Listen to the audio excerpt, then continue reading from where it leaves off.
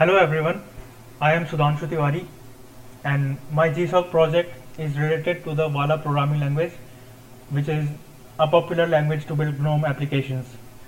My mentor for this project is Lorenz Wildberg and he has been very helpful in guiding me through the code base of the Vala compiler. So let's take a look at my project.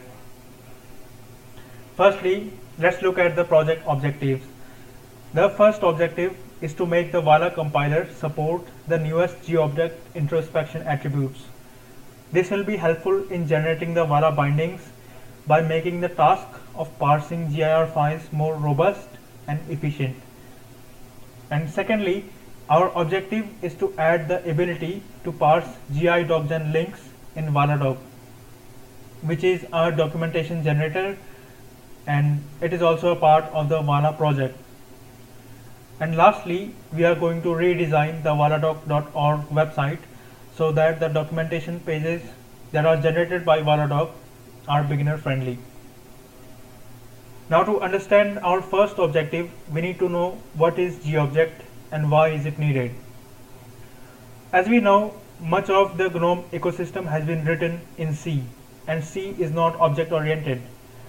This makes it harder to develop applications in C because we cannot define any classes and we cannot apply any abstractions or inheritance. But the GObject type system solves this issue by offering object-oriented like features to C programmers. And it also provides automatic transparent API bindings to other compiled or interpreted languages so that we can use C objects from other languages. And Vala is based on this GObject type system, so obviously Vala is also object oriented. And basically when we compile Vala code, the Vala compiler generates the equivalent GObject C code, and this C code is then compiled by the GC compiler to give the output.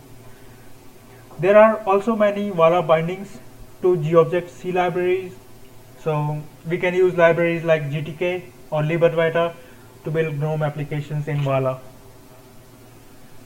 And GObject introspection is kind of a middleware layer between C libraries that are based on GObject and the language bindings. So its purpose is to make it easier for language bindings in other programming languages like Python, JavaScript or Vala to call functions that are defined inside a library written in GObject. And it does this by providing some metadata files that language bindings can look into. And these metadata files include a GIR file, also called a GObject introspection repository file, and it is an XML file containing introspectable metadata that a language binding needs, like functions, classes, or structs, etc. And the other metadata file is a typelib file, and it stores the metadata on disk in a binary format for fast disk access. So as an example, here is a GIR file. It is an XML format, and this GIR file tells the language binding that there is a union called foo inside the namespace test, and this union has two fields, bar and mayname, and the identifiers here in the red color in this file are the GIR attributes. So this file can be parsed by an XML parser and the language bindings can be generated from it. So this is the list of the latest GIR attributes which the Vala compiler currently doesn't support, and as part of this project we are making the XML parser inside the Vala compiler parse these attributes so that the language bindings can be generated. And our next goal is to add support for GI.gen documentation format to Valadoc. Valadoc is a package that generates HTML markup from the documentation comments inside Vala programs or in GIR files. And in most GIR files, the documentation comments are in GI.gen format, but Valadoc only supports the older and under-maintained GTK.doc format. And as we can see in this table here, both GTK.doc and GI.gen use a different format to render links, and Valadoc can only support the GTK.doc links.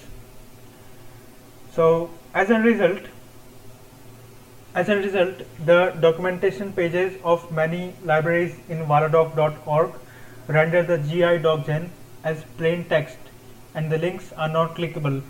And here, for example, we can see the documentation page of the interface accessible in the library GTK, and the links here, they are not clickable. So part of our project is to make these links clickable by making Valadoc parse them from the documentation comments. And as the last task of our project, we are going to redesign the valadoc.org website. Here we can see that the website has a dark background, and this makes it harder to read the documentation, and it is also not mobile responsive, so we are going to make the website mobile responsive as well. So this was a brief overview of our project, and please feel free to ask any questions. Thank you.